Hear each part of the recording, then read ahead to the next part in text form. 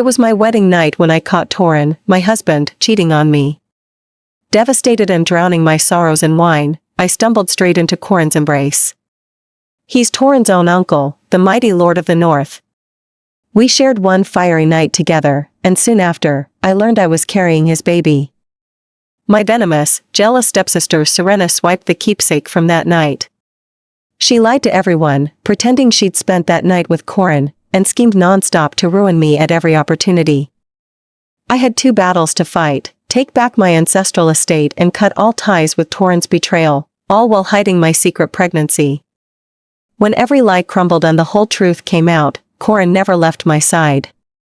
In the end, I gained real love, great power, and a brand new life with the only man who's ever valued me deeply. I found Corin's wedding band tucked under our hotel bed sheet, polished clean like he'd taken it off hours before the reception even ended. Listen y'all, I'd spent 18 months planning this small-town Georgia wedding on my hourly retail paycheck, and in 2 seconds, every quiet hope I'd had turned to ash in my throat. Let me back up a little. We weren't some fancy wealthy couple. We were regular middle-class folks. I worked 40-hour weeks at a home goods store, picking up weekend overtime just to cover the venue deposit and the caterer's down payment. Corin worked construction, steady hours, decent pay, or at least that's what he'd always told me. We'd signed a joint mortgage 6 months prior on a tiny 3-bed ranch on the edge of town, split the utility bills down the middle, and even set up a shared savings account for home repairs. I thought we were building something real. Stable. The kind of quiet life you don't brag about, just appreciate. Tonight was supposed to be the start of that life. My wedding night. Instead, I'm kneeling on scratchy hotel carpet, fingers brushing the cold metal of a ring he swore he'd never take off. The room reeks of cheap champagne and vanilla wedding candle residue. My white dress is still zipped tight at the back, the lace digging into my shoulders, and I haven't even gotten to take off my heels yet. I heard the bathroom shower running when I walked in 10 minutes ago. I'd stepped out to thank the last few guests lingering in the parking lot, hug my aunt goodbye, and wrap up all the tiny wedding loose ends. Corin said he'd wait for me in the room. Said he just needed a quick shower after sweating through his suit all day. I believed him. I always believed him. Then my phone buzzed on the nightstand. Not a text. A push notification from the hotel's guest Wi-Fi device log. I only saw it because I'm paranoid about data overages, always checking connected devices to make sure I'm not paying for random usage. There were 2 active phones logged in our suite. Mine and Corin's. Plus a third. A female device with a username I didn't recognize. That's the first crack. The first thing that made my chest go tight, tight enough I could barely breathe. I stood frozen by the bed for a full minute, staring at that screen, telling myself I was overreacting. Maybe housekeeping left a tablet logged in. Maybe a guest from the next room hopped on the wrong network. Small towns have spotty Wi-Fi all the time. I made every dumb excuse I could to hold off the truth. I walked slow to the bathroom door. The water was still running loud, masking every other sound. I pressed my ear flat against the wood. No talking. No laughter. Just rushing water. But the door wasn't fully latched. There was a tiny gap, just wide enough to peek through. Stay with me here. What I saw split every good memory I had of Corin straight down the middle. He wasn't alone. A woman's blurry figure stood with him behind the glass shower door. Their hands were tangled together. He wasn't showering alone. He was hiding someone in our wedding suite, on the night we were supposed to start our marriage.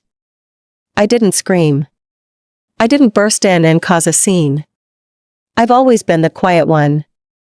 The one who fixes problems instead of making them. My hands just went completely cold, numb all the way to my fingertips. I stepped back slow, silent, like if I moved too fast the whole nightmare would solidify for good. I grabbed the half-empty bottle of sweet peach champagne off the dresser first.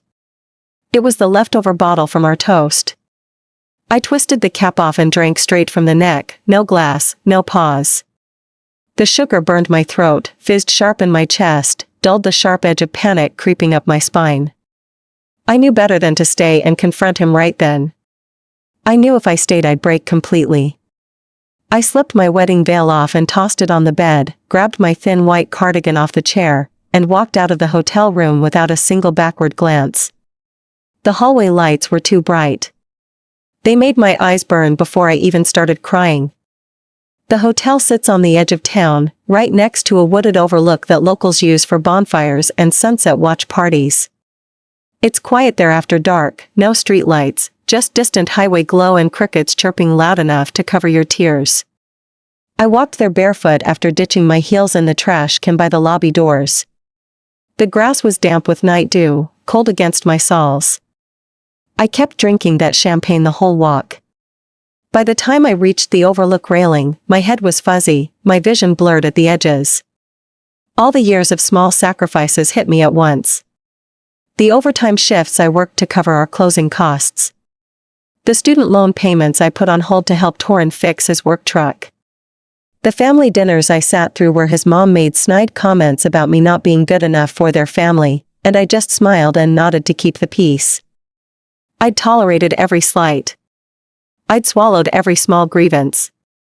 I'd built our future brick by brick, and he'd torn it down before we even had our first night as a married couple. That's when I heard the car pull up behind me. Slow, quiet, no loud engine revving. I didn't turn around at first. I didn't care who saw me drunk and sobbing in my wedding dress at midnight. I'd already lost everything that mattered that night. A man's voice came soft, low, no judgment in it at all. Just calm concern. You shouldn't be out here alone like this. It's not safe. I turned my head, champagne bottle still clutched tight in my hand. It was Corin.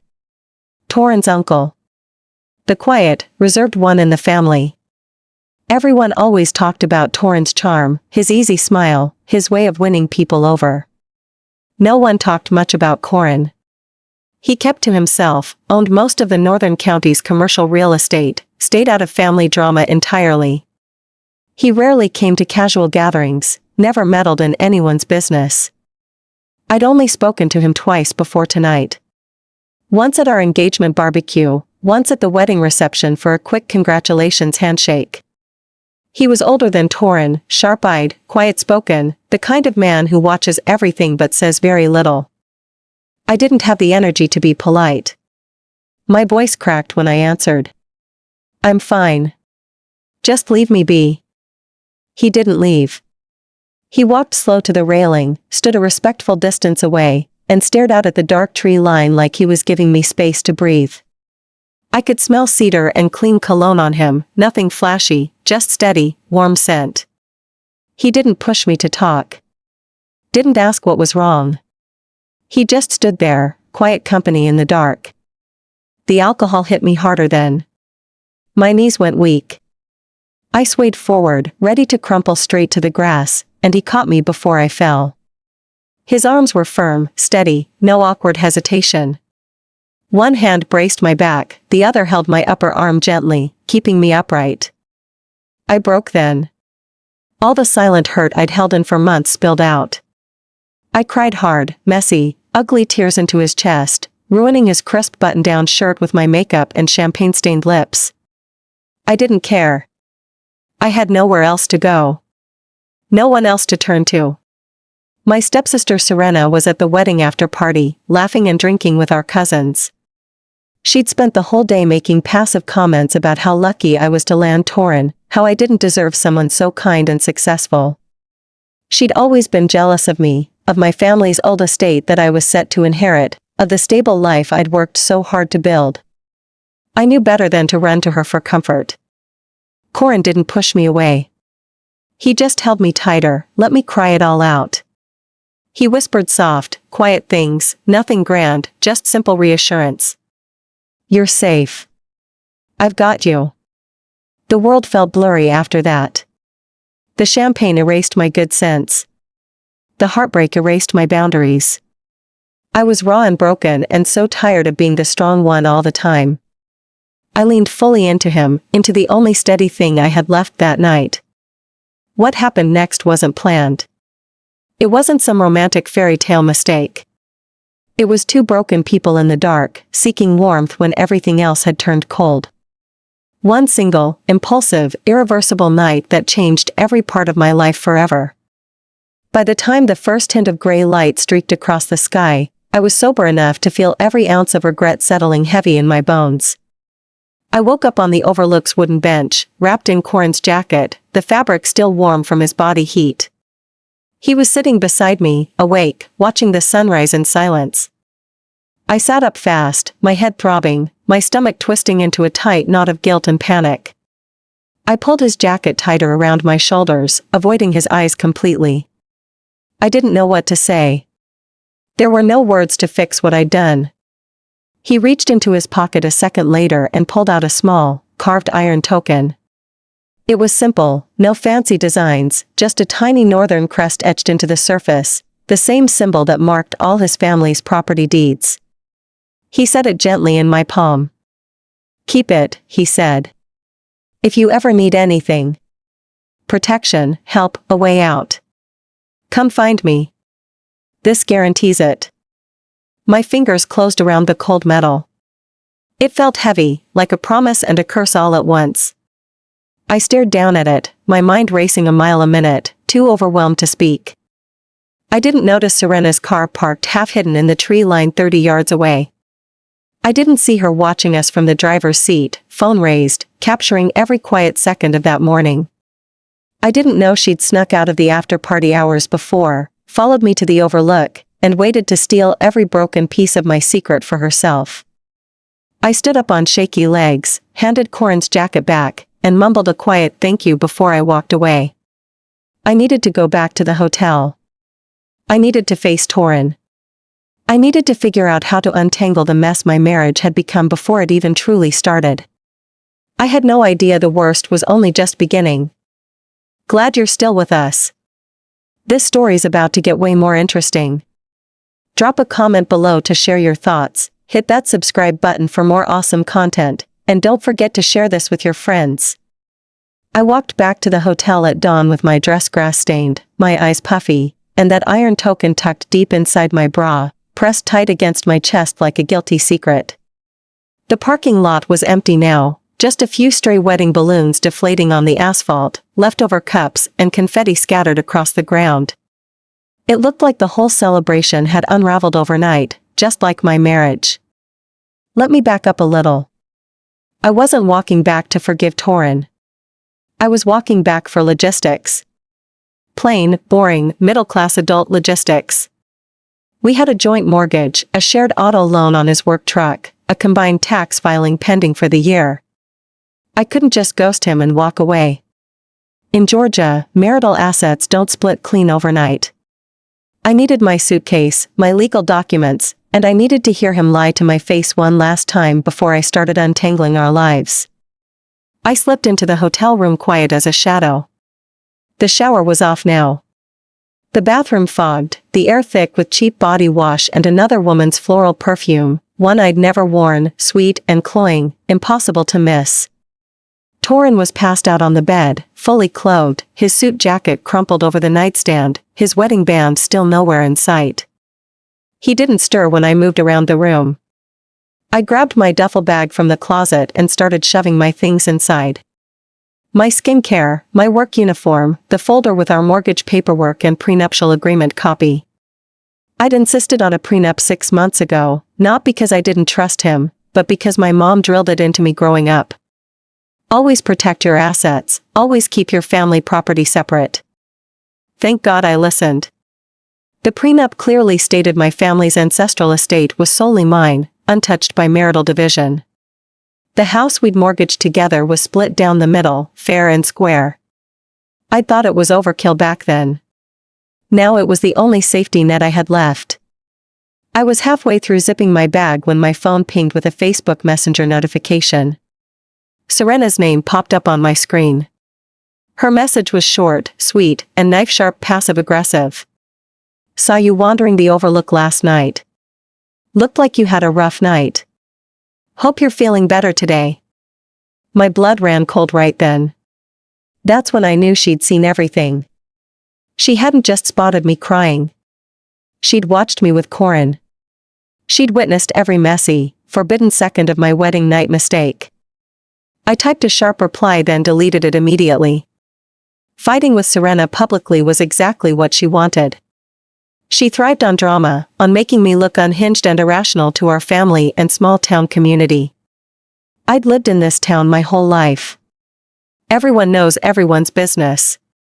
A single rumor can stick to your name for years, ruin your reputation at work, turn neighbors against you. I slipped my phone into my pocket and finished packing. I was just slinging the bag over my shoulder when Corin jolted awake.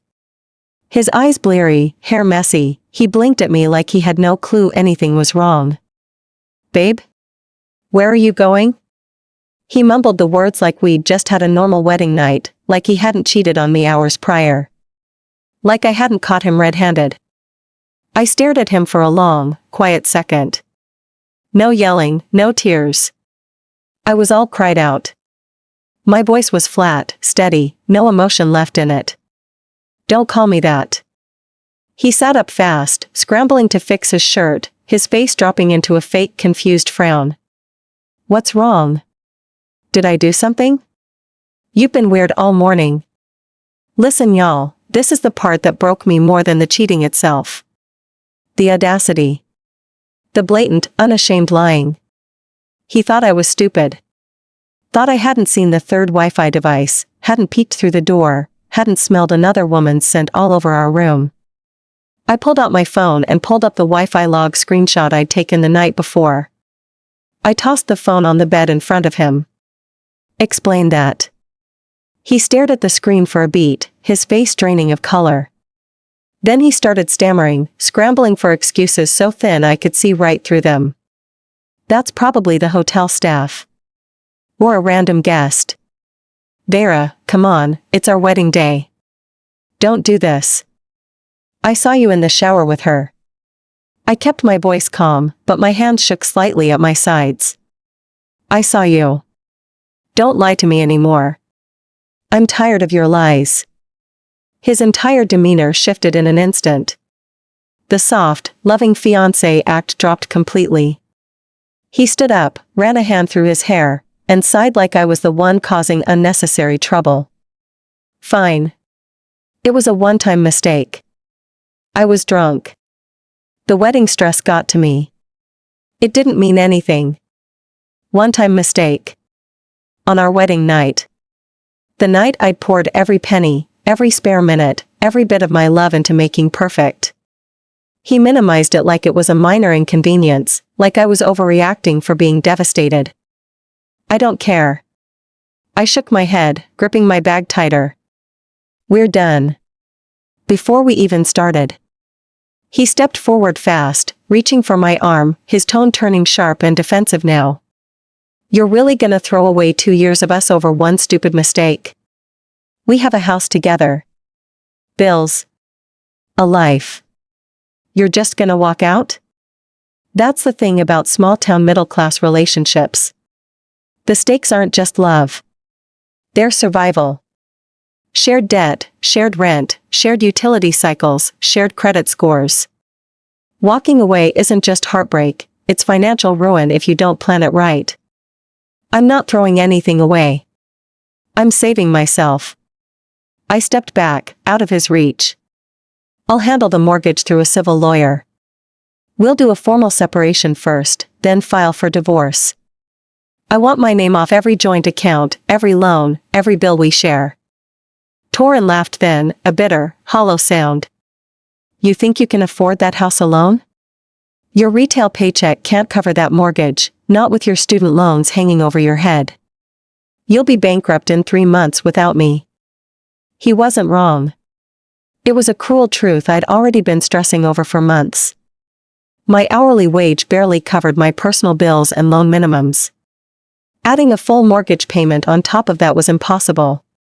That's why I'd stayed quiet through all his small disrespects, all his lazy excuses, all his growing distance over the past year. I couldn't afford to leave. Until now. Until I had Corin's token, a tiny glimmer of leverage I didn't fully understand yet. I didn't let him see my doubt. I held my ground, staring straight into his eyes. I'll figure it out. I always do. I turned and walked out before he could argue further. The hotel lobby was bright and sterile, housekeeping carts lined up by the elevators, maids chatting quiet morning shifts. I kept my head down, knowing every person here was a potential gossip source, knowing word of a wedding day split would spread through town by noon. I drove back to my family's old estate, the one my dad left me before he passed. It's a modest, old colonial on the edge of town, a little run down, with a small barn and overgrown backyard. Sorenna and her mom had been living there part-time since my dad's death, helping with upkeep, or so they claimed. I'd let them stay out of kindness. Now I realized it was just another thing they'd been plotting to take from me. I pulled into the driveway and froze. Sorenna's car was parked in the front spot, the one reserved for the homeowner. On the front porch, sitting on my dad's old wooden bench, was Corin's iron token. My token. The one I'd tucked inside my bra that morning. The one I'd sworn I'd kept safe. I jumped out of my car, heart hammering, and ran up the porch steps. I grabbed the token off the bench, turning it over in my fingers. It was mine, no doubt. The tiny scratch on the left edge, the faint worn spot from being pressed against my skin. She'd stolen it from me. Snuck into my bag while I was distracted, or slipped it off me when I wasn't looking after I got home. The front door swung open, and Sorenna stepped out, dressed in my favorite sundress, her hair done perfect, a smug, innocent smile on her face. "Hey sis. You're home early. How was your wedding night?" I gripped the token tight, my voice low and furious. "Where did you get this?" She blinked at me, feigning confusion, tilting her head like she had no idea what I was talking about. "Get what?" "I found that little trinket on the porch this morning. Thought it was some random junk until I recognized the northern crest." "Isn't that Corin's family mark?" She was lying straight to my face. I could see it in her eyes, the quiet triumph hiding behind her innocent act. She'd stolen my secret, my token, my one guarantee of safety, and she was already planning to rewrite the entire story to make herself the victim, and me the liar. Before I could confront her, my phone buzzed with a text from an unknown local number. I opened it, and my blood turned to ice. It was a blurry photo of me crying in Corin's arms on the overlook, taken at dawn. No caption, no name. Just the photo. Sent to my inbox for me to see. I glanced up at Sorenna, and her smile widened, just a fraction. She'd sent it. She had the proof of my forbidden night, and she was already holding all the cards. The quiet war against me had officially started, and I hadn't even seen it coming. I stared at Sorenna through a thick fog of adrenaline, my thumb brushing the scratched edge of the iron token in my palm. That anonymous photo wasn't just a scare tactic. It was a warning. She had footage, she had access, and she had zero hesitation about ruining my life to lift up her own. Listen y'all, small-town Georgia doesn't do discreet drama. Here, gossip travels faster than wildfire in summer dry grass. A married woman caught with her husband's uncle isn't a scandal people brush off. It's a story they dissect at grocery store checkout lines, at church potlucks, at every hourly job break room in town. It sticks to your name forever. I slipped my phone back into my pocket, refusing to let her see how shaken I was. I'd learned long ago with Sorenna, showing weakness only fuels her cruelty. She feeds on your panic, your tears, your desperation to be believed. "Cut the act," I said flatly, my voice steady despite my racing heart. "You took this. You took the photo. Don't pretend otherwise." She sauntered down the porch steps, barefoot on the weathered wood, my sundress fluttering in the soft morning breeze. She'd always loved stealing my things, my clothes, my favorite coffee mug, my dad's old vintage watch. It was never about the items themselves. It was about proving she could take what was mine, anytime she wanted. "I don't know what you're talking about," she purred, stopping just 2 feet in front of me. Her eyes were sharp, glittering with unspoken malice. "But if you're sneaking around with Corin behind Torin's back?" That's your business. Though I gotta say, it's pretty bold on your wedding night. The accusation hung thick in the air, heavy and suffocating. She wasn't just lying to me. She was planting the first seed of rumor, testing how it felt to paint me as the villain of my own broken marriage. I'm not sneaking around with anyone, I shot back. You know exactly what happened last night. You saw Corin cheat first. She shrugged, feigning casual indifference, but her smirk never faded. Corin made a mistake. Everybody messes up once. But you? You ran straight into another man's arms before your wedding day even ended. Which one's worse, Veyra? I had no good answer for that. Logically, I knew Corin's betrayal started it all. But morally, my impulsive, drunk mistake on the overlook wasn't defensible. Not to the town, not to our family, not to anyone who'd only hear the trimmed-down version of the story Sorenna would spread. Here's the thing about small-town judgment, people forgive a cheating groom. They write it off as wedding jitters, bachelor party chaos, stupid guy mistakes. They never forgive a bride who seeks comfort elsewhere. The double standard isn't fair, but it's unshakable. I tightened my grip on the token, the cold metal pressing into my skin. What do you want, Sorenna? She finally dropped the innocent act, her smile dropping into a cold, calculating stare. I want what's fair. Dad's estate was always too big for just you. You live here alone, barely keep up with the lawn, let the old shed rot in the backyard. Mom and I have been maintaining this place for 2 years. We deserve partial ownership. I laughed bitterly. Maintaining? I paid the annual property taxes out of my retail bonuses. I covered the home insurance deductible when the storm damaged the roof last winter. I hired a handyman to fix the broken porch railing they'd neglected for months. All they did was occupy the guest rooms, eat my groceries, and scroll social media all day. The will is legal and filed with the county clerk, I told her firmly. Dad left this estate solely to me. There's no partial ownership. No loopholes. Not yet, she said softly. But people make mistakes. People have scandals. If the court hears you're engaged in adultery before your divorce is final, your moral character gets called into question. Judges here listen to local gossip. They care about community reputation. My chest crashed tight. I hadn't even considered that angle.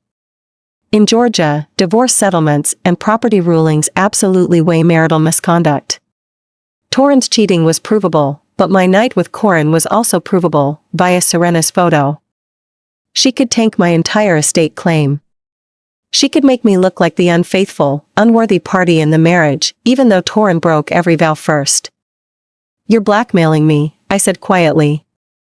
I'm negotiating, she corrected. I'll keep your little secret. I'll delete the photo, I'll never tell a soul about you and Corin. In exchange, you sign a quitclaim deed. Give me 30% stake in this estate. That's it.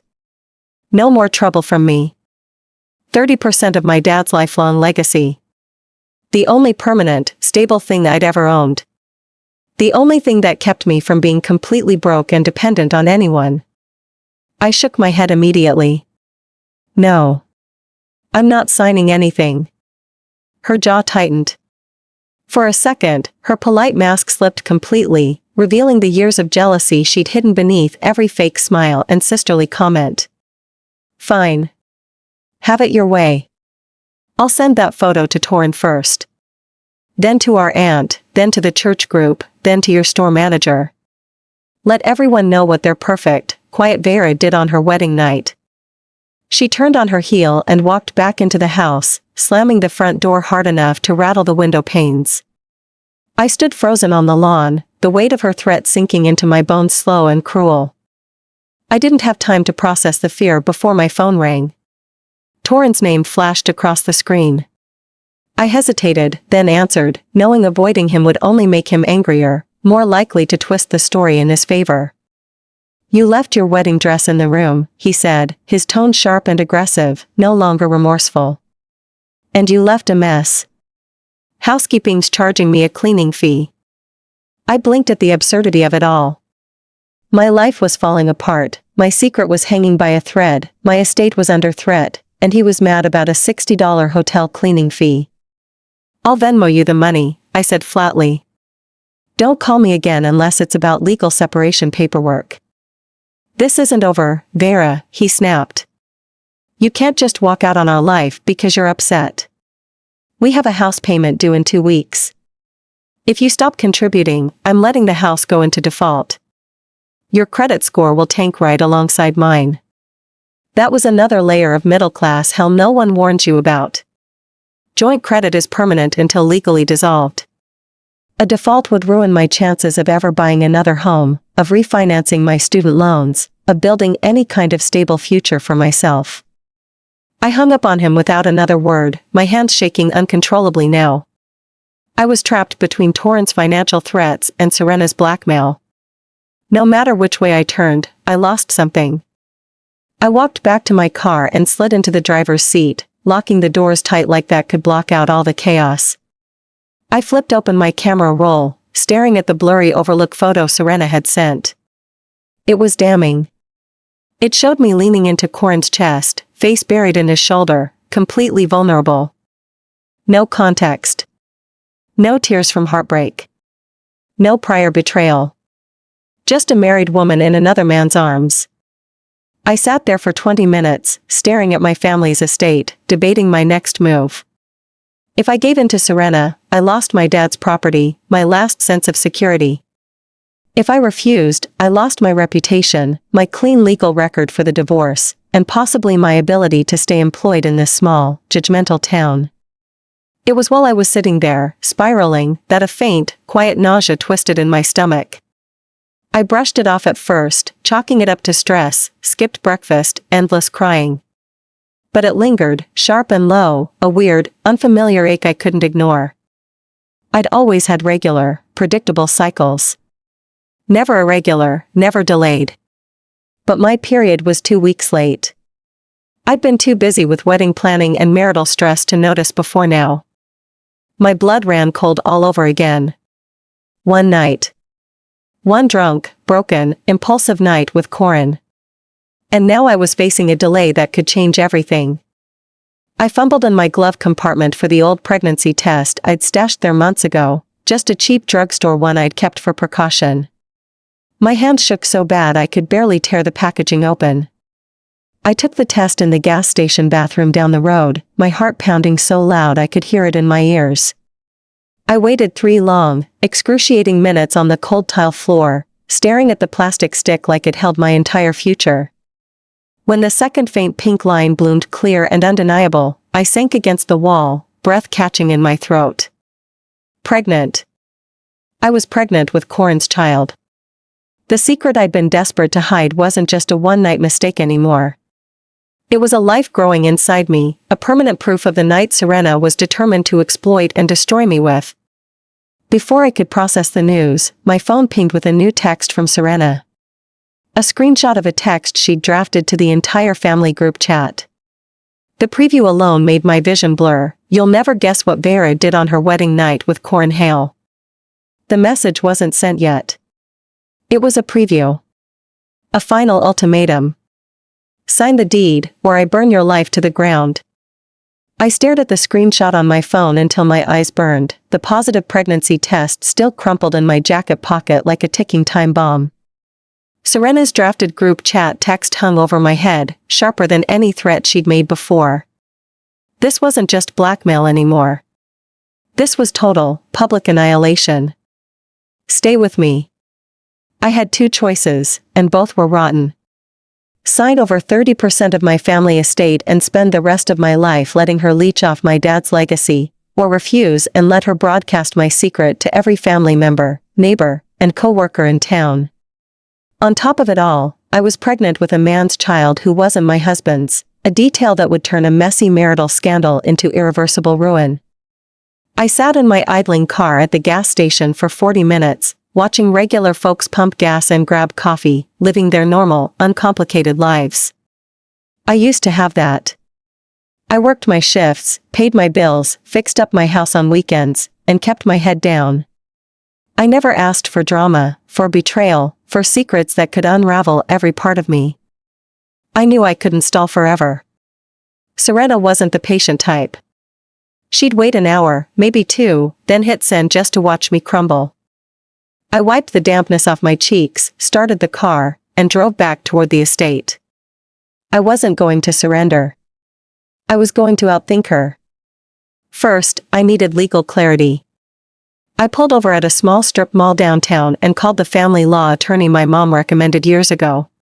Her office was tiny, just a single front desk and 2 consultation rooms, the kind of local practice that knows every county rule and small-town court bias. The receptionist told me the lawyer was booked, but I begged for a 10-minute phone consult, said it was an emergency marital and property dispute.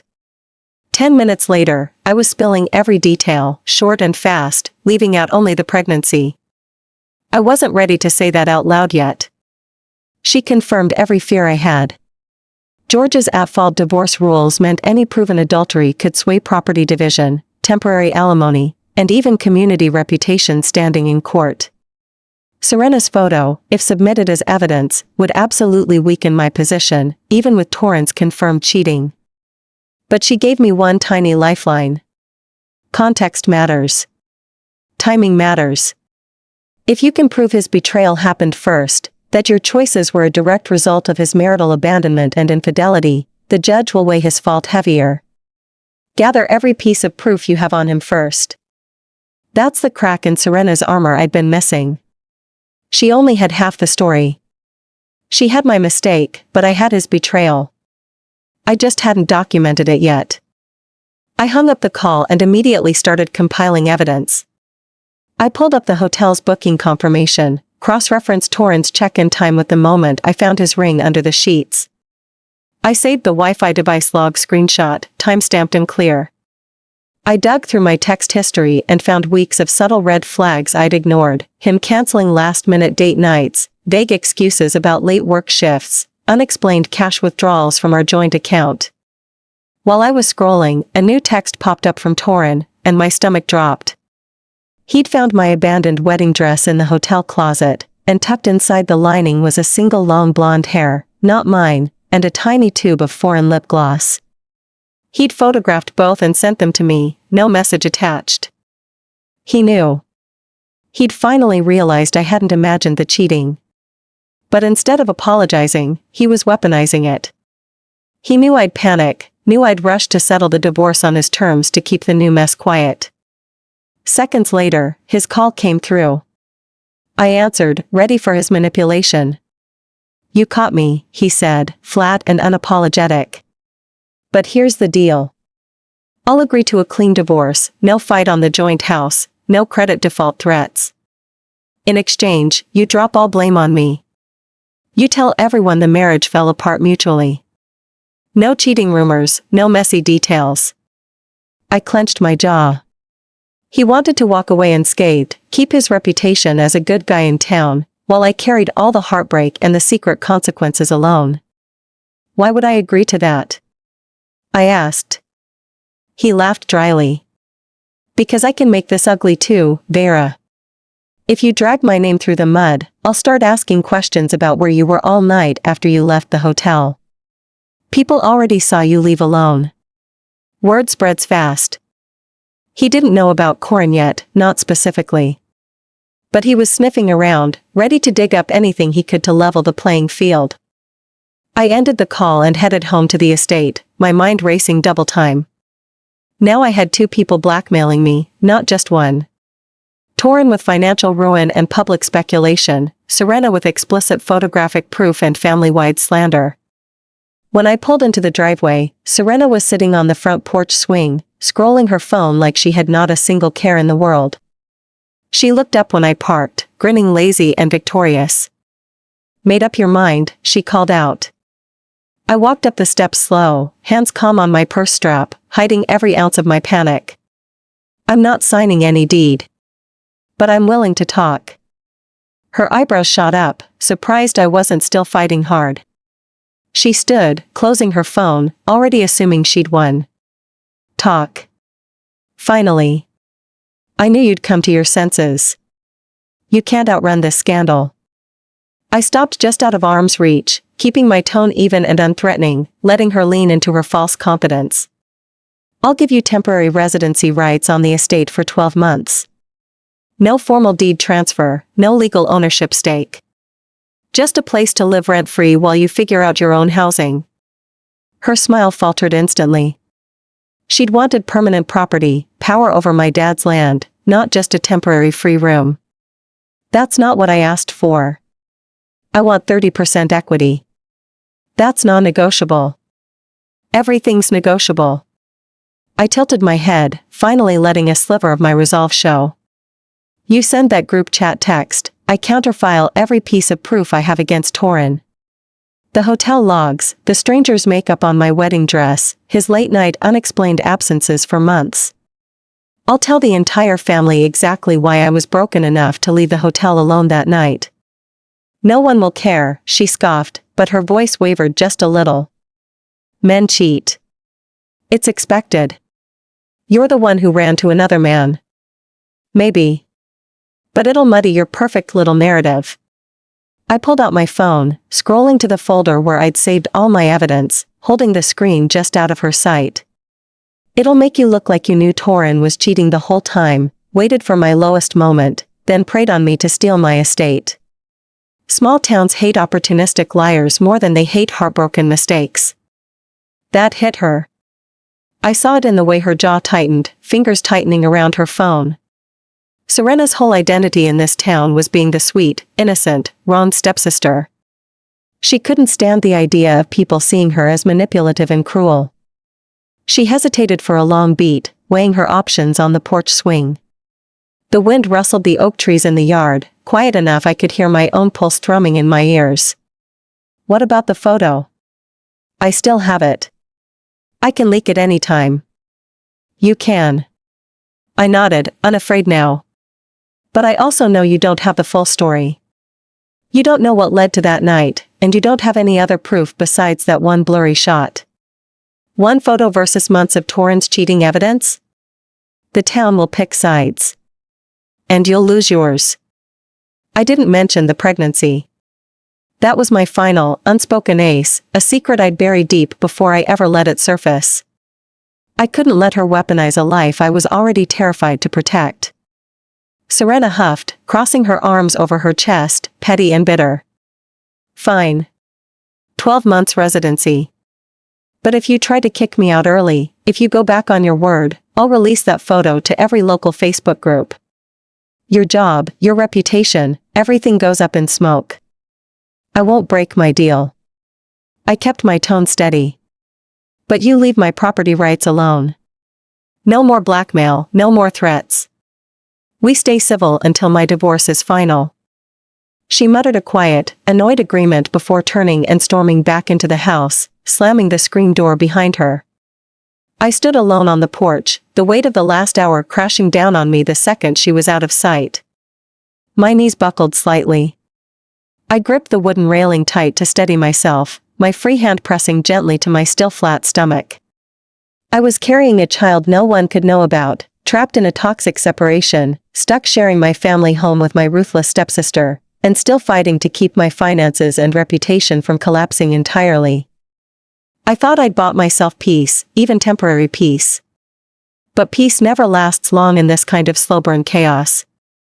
Later that afternoon, I got a random Facebook friend request. No profile picture, no public posts, just a blank account with a local town zip code attached. Along with it came a single private message, short and chilling. I know about the Overlook. I know about Corin. Be careful who you trust. My blood turned icy cold. Sorenna wasn't the only one watching me. Someone else had seen that night. Someone else knew my secret. And they were watching, waiting, just like everyone else in this small town to take me down. I deleted the blank Facebook request without a second thought, but the message burned itself into my brain. No more assuming my secrets were only known by two people. Sorenna had eyes on me, Corin was digging for dirt, and some unknown third party was lurking in the shadows. I couldn't let my guard down for a single second. Listen y'all, I stopped waiting for disaster to find me after that. I'd spent months reacting to everyone else's moves, letting people blackmail and manipulate me because I was scared of the fallout. That day, I decided to start building my own safety net, slow and steady, the only way a regular middle-class girl knows how. First, I locked down every legal and financial loose end I could get my hands on. I went back to my attorney's office in person the next morning, laying out every timestamped screenshot, every text thread, every unexplained withdrawal from Torin's joint account. I left out the pregnancy, but I told her everything else: the wedding night cheating, Sorenna's blackmail, the photo leverage hanging over my head. The lawyer filed a formal marital separation petition that same day, listing adultery as the primary cause of split. She explained that filing first put me in procedural control. Corin couldn't drag his feet on the divorce, couldn't threaten credit default to pressure me, couldn't twist the narrative to make me the at-fault party in court records. Next, I visited our local bank branch to freeze our shared accounts. The process was tedious, full of paperwork and waiting periods typical of Georgia banking rules. I separated my direct deposit entirely from the joint funds, reopened a personal savings account under my name only, and submitted documentation to remove my liability for Corin's truck loan. It didn't fix everything overnight, but it stopped him from being able to tank my credit on a whim. All while I handled adult logistics, I hid my growing exhaustion and quiet morning sickness from everyone around me. I started keeping saltine crackers in my purse and at my retail register station to fight off nausea. I skipped after-work social gatherings with coworkers to avoid drinking or awkward questions about my sudden fatigue. I wore looser tops to hide the tiny, subtle changes in my body no one needed to see yet. Sorenna kept up her quiet sabotage in the weeks that followed, small enough to fly under the radar but persistent enough to wear me down. She told our distant relatives I'd been cold and unforgiving toward Corin after the wedding. She whispered to neighbors that I'd been distant and reckless long before the marriage fell apart. She even rearranged the estate's utility billing to forward paper statements to her personal mailbox, trying to sneak access to my financial records. I caught her red-handed when an HOA notification slipped into my email by accident. The local neighborhood association had flagged an unapproved backyard storage shed Corin had helped me build last summer, sending a correction notice to the property owner's inbox. Buried in the email thread was a CC to Sorenna's personal address. She'd added herself as an authorized recipient on all property correspondence without my permission. That's when I knew she wasn't just settling for temporary residency. She was building a paper trail to claim she assisted with estate management, trying to manufacture evidence for a future property dispute in court. I confronted her that night in the kitchen, after I finished my evening shift. The overhead light was harsh, illuminating her fake, confused expression perfectly. "You added your email to my property records. Cut the games, Sorenna." She leaned against the counter, sipping a soda, completely unapologetic. "I'm living here. I'm helping maintain the place. I should be looped in on official stuff.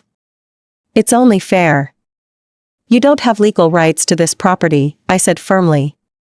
"I'm revoking all your auxiliary access tomorrow morning. If you touch any of my estate paperwork again, I'm filing a trespass and property tampering report with the county sheriff." Her mask dropped completely then. "No more sweet stepsister act. You're really gonna keep all of Dad's land to yourself after everything you've done? After you slept with Corin?" "My mistakes don't negate my inheritance," I shot back. "And your manipulation doesn't earn you a single square foot of this house." She stared me down for a long moment, then smiled sharp and cold. "Fine. You want to play hardball? I'll do more than leak a photo. I've been telling people Corin's the one who's been seeing me for months. Everyone in town thinks I'm the one he's been quiet about. No one will believe your word over mine now." My breath caught. That was the final twist I hadn't seen coming. She hadn't just planned to expose me, she'd rewritten the entire story entirely. She'd spent weeks planting rumors that she was Corin's secret lover, turning my one vulnerable night into her fake love story, and painting me as the desperate, lying sister trying to steal her life. Before I could respond, a car pulled into the driveway. The engine was quiet, the headlights dim, and I knew exactly who it was before I even walked to the window. Corin. I hadn't spoken to him since the overlook that morning. I'd avoided every family gathering, every chance encounter, too ashamed and scared to face him, too terrified our secret would slip out. I'd assumed he'd want nothing to do with me after that impulsive, messy night, that he'd write it off as a one-time mistake and move on. He knocked once on the front door, firm and steady. Sorenna's eyes widened instantly, panic flashing across her face. She'd built her lie on his absence, on his silence. She wasn't prepared for him to show up, not tonight, not when she was mid-confrontation with me. I opened the door slowly. Corin stood on the porch, dressed in a plain flannel and dark jeans, his expression calm but unreadable. His gaze flicked past me to Sorenna, then settled back on me, softening almost imperceptibly. "I need to talk to you," he said, his voice low enough only I could hear it. Sorenna rushed forward, positioning herself in the doorway like she belonged there, forcing her fake sweet smile. "Hey Corin. It's so good to see you. I was just telling Veyra how glad I am you've been looking out for our family lately." She tried to lean into him, to sell her fake connection for the audience of my eyes, but he stepped back slightly, avoiding her touch entirely. He didn't acknowledge her flirty tone, didn't entertain her lies for even a second. "I'm not here for you," he said flatly, no warmth, no politeness left. "I'm here for Veyra." Sorenna's face went pale. All her confidence crumbled in an instant. She'd spent weeks building her false narrative, and he'd dismantled it with 3 simple words. Corin stepped past her into the house, and I closed the door behind him, shutting out the neighborhood noise and the weight of all my hidden fears. We stood in the quiet living room, the old floorboards creaking softly under our feet, and for the first time in months, I didn't feel alone. "I've heard the rumors," he said, turning to face me. "All of them. The ones about me and Sorenna. The ones about your wedding night. The anonymous messages floating around town." My throat burned. I braced myself for judgment, for anger, for him to demand I keep his name out of my messy life. "I'm so sorry. I never meant for any of this to happen. I never wanted to drag you into my mess." He shook his head immediately, stepping closer, his gaze steady and sincere. "You didn't drag me into anything. I saw you hurting that night. I chose to stay. I chose to hold you. None of this is your fault." The dam I'd built around my emotions finally cracked. All the stress of blackmail, of rumors, of hiding my pregnancy, of fighting alone for weeks crashed over me. I didn't cry hard, just quiet, shaky tears, relief mixing with fear in my chest. "Sorenna has a photo," I whispered, finally telling him the full truth. "She's been blackmailing me, spreading lies that I stole you from her. She's trying to take my family estate." Corin's jaw tightened, his calm demeanor fading into quiet protectiveness. "I know. I've been tracking her social media activity, listening to town gossip. I've been waiting for her to make a wrong move, to expose her own lies." He pulled out his phone and pulled up a folder of timestamped security footage. "I own the Overlook's private property cameras. I have every second of that morning on file. I have proof she was watching us, proof she took the photo, proof she's been fabricating every rumor to destroy you." I froze, staring at the screen. After weeks of feeling powerless, I finally had proof. Hard, irrefutable proof that I wasn't the villain in this story. "I also know about Corin," Corin added. "I spoke to the hotel management. I have witness statements from staff who saw him with another woman that night. I've compiled everything to support your divorce petition." Hope bloomed slow and steady in my chest, a feeling I hadn't known in months. "Why are you doing this for me?" He looked straight into my eyes, no hesitation, no pretense. "Because that night wasn't a mistake to me. I've watched you for a long time, working hard, staying kind, enduring everyone's unfairness without fighting dirty. You deserve someone who stands with you, not against you." I pressed a hand gently to my stomach, the secret I'd guarded so fiercely finally feeling safe enough to share. "There's more. I'm pregnant. It's yours." I haven't told anyone, I've been so scared. Corin's entire expression softened. He stepped forward, covering my hand with his own, his touch warm and steady. There was no shock, no anger, no fear, only quiet, unshakable resolve. Then we'll handle it together, he said. We'll fix the rumors, finalize your divorce, secure your estate. I'm not going anywhere, Veyra. Sorenna lingered in the hallway, listening to every word, her face twisted with rage and defeat. Her entire scheme had fallen apart. Her lies were exposed, her blackmail was useless, and the man she'd tried to claim had chosen me, without a single doubt. The next week brought swift, realistic resolution to months of chaos. Corin's footage was submitted to my attorney, completely dismantling Sorenna's credibility in the eyes of the court and our family. Corin's cheating evidence was officially filed, speeding up the divorce process and clearing my name of primary fault. The judge ruled in my favor on all property matters. My family estate remained fully mine, no partial claims, no loopholes for Sorenna to exploit. The joint marital house was split per our prenuptial agreement, Corin taking full liability for the remaining mortgage as compensation for his infidelity. Sorenna was forced to sign a formal no trespass agreement for the estate, her 12-month residency deal revoked due to her proven harassment and property tampering. Our family remains fractured, distant and cold, her toxic gossip leaving permanent cracks in our kinship that will never fully heal. Corin's reputation in town soured fast. The truth of his wedding night cheating spread through local circles, replacing the false narrative Sorenna had pushed. He moved out of town a month later, leaving behind his job, his local connections, and the life he'd selfishly destroyed. I still face small-town whispers.